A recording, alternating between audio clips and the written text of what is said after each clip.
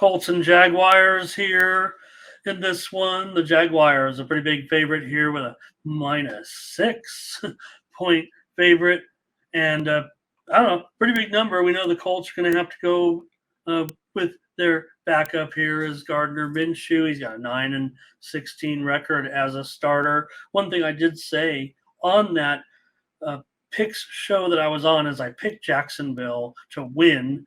Again, it was on the money line. It was a show that you pick your office pool. So I said, yeah, Jacksonville can win this game, of course. They won their 2 games in England. I do expect a little bit of a physical letdown for the Jaguars.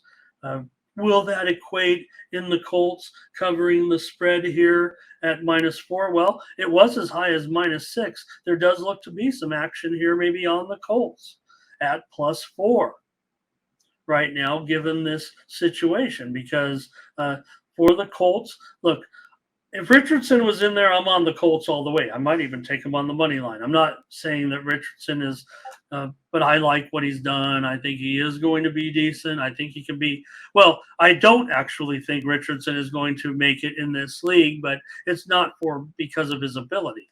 But now that we've seen this injury has gone from in the last 24 to 48 hours, I don't know, has it gone from 4 weeks to 8 weeks? Are we basically going to not see Richardson, until week 12, week 13? That's awful. Now, could do worse with Minshew, but again, Minshew's a guy I want to come into the game when my quarterback's gone down and I need the guy to rescue the team. I don't necessarily want him here to start the game, but Jacksonville is just such a bad home favorite. They're 1-7 against the spread at home in their last 8 games. It's a home favorite.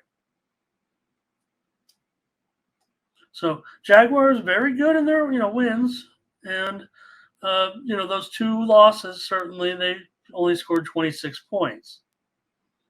But I think the key that we saw last week was that Buffalo, like I said, we got the game wrong because I didn't know that Buffalo was coming in on a Friday. So Jacksonville ended up outgaining Buffalo on the ground 200-30, basically is what it was. Hey, I got breaking news right now in the National Football League. And let's get it to you right now. Maybe you've already caught wind of it. And let me see if the line's even moving because it is a big one.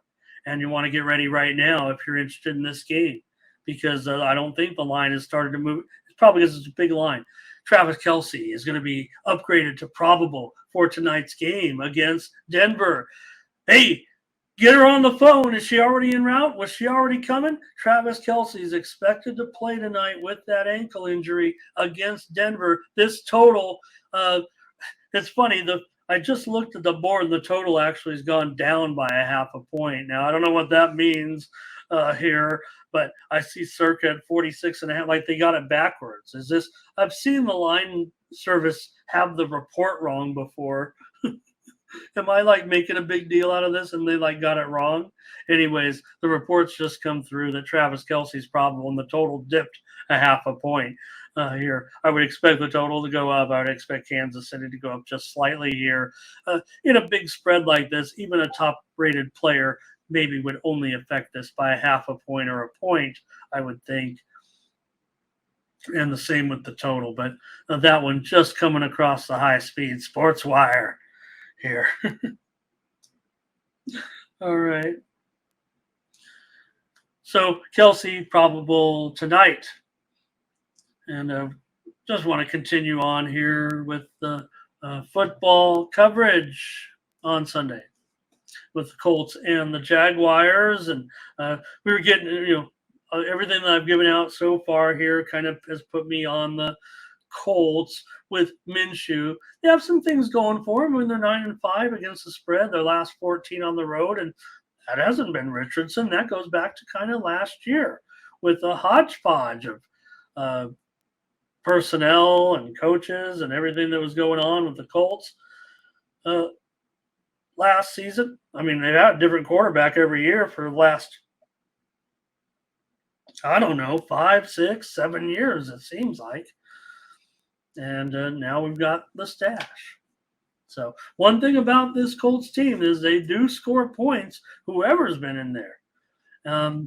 They just a little bit of problem defensively here. So even I can't just immediately, go in on the under in this one. This one might get some over attention. Whether or not it'll be the pick, I don't know. It's going to be the Colts for me. I think I'm already missing out on some of the best value, and don't think that I picked the Jaguars on that other show on the money line to win the game and the Colts plus the points. This one's going to be, I would imagine, coming down to the wire. That last game where all the games are wrapped up, and this one's still hanging out at, 21-21 with just a couple minutes left.